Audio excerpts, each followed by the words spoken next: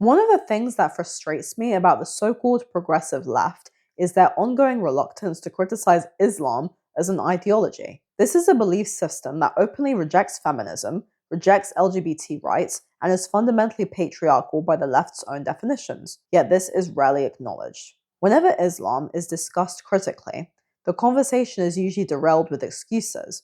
It's a different culture, not all Muslims, or Christianity is just as bad. These responses shut down scrutiny rather than engage with it. To be clear, this video is not an attack on Muslims as individuals. Many Muslims are decent, peaceful people. This is a criticism of ideas, doctrines, and political theology, not ethnicity or personal character. I have read the Quran multiple times, and it's difficult to ignore what the text actually says.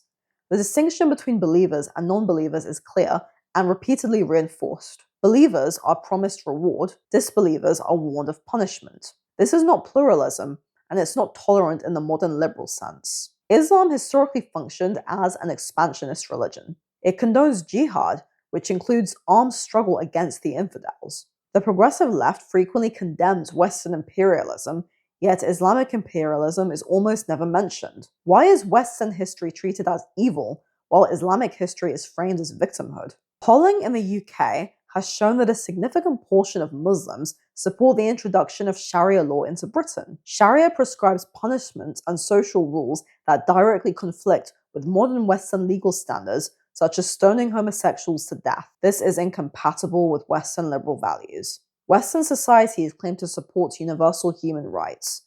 Islamic theocracies do not. That tension is real, and pretending otherwise does no one any favors. There is also the concept of taqiyya, often cited as permitting concealment of belief under threat. In layman's terms, this is a way of presenting Islam as compatible with values that it historically rejects. Many liberals accept this narrative uncritically. Then comes the inevitable response. But Christianity is bad too. Yes, the Bible contains troubling passages, and Christianity does have a violent past. But in the modern world, Islamic extremism poses a far greater global threat than Christian extremism. When comparing founding figures, the contrast matters. Jesus preached forgiveness and nonviolence. Muhammad was a political and military leader. It is well documented that he consummated his marriage to Aisha when she was only 9 years old. This is routinely excused rather than confronted. A Christian who takes the Bible literally is called a Seventh-day Adventist. A Muslim who takes the Quran literally is an Islamist. Christianity is routinely mocked in popular culture, from Carrie White's mother to Judge Claude Frollo. Christians are criticized, ridiculed, and condemned, and most Christians respond with little more than irritation. Yet criticism of Islam often results in threats or violence carried out by extremists. Charlie Hebdo is an obvious example. Instead of defending free speech, many insisted that the magazine went too far. Why is Islam the only religion deemed exempt from satire? What's happening in Palestine is tragic. I condemn the killing of civilians on all sides. But groups like Hamas are not freedom fighters, they are terrorists. This conflict is complex, not a morality play. Israel, unlike its neighbors, is a democratic state, not a theocracy. Iran is another example. Iranian women are actively resisting an Islamic regime that strips them of their basic freedoms. Many have lost their lives doing so. Yet Western feminists are silent on this issue, which brings me to feminism. Feminists should, by their own standards, despise Islam. It enforced modesty codes, male guardianship, gender segregation, and female obedience.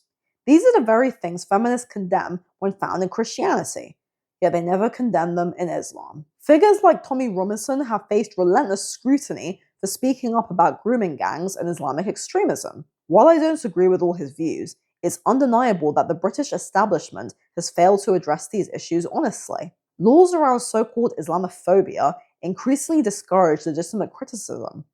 This is one reason why many voters are turning to parties like Reform. Ayan Hirsi Ali, an ex-Muslim and women's rights advocate, speaks openly about these issues and does so with courage and clarity. I strongly recommend listening to her work. If you haven't already, read the Quran yourself. There is an entire chapter on women that describes men as authority figures and women as obedient. Adultery laws are harsh for women, while polygamy is permitted for men. This is not pro-equal rights or sex positivity. This is a religion that needs reformation. Thanks for watching and subscribe for more content.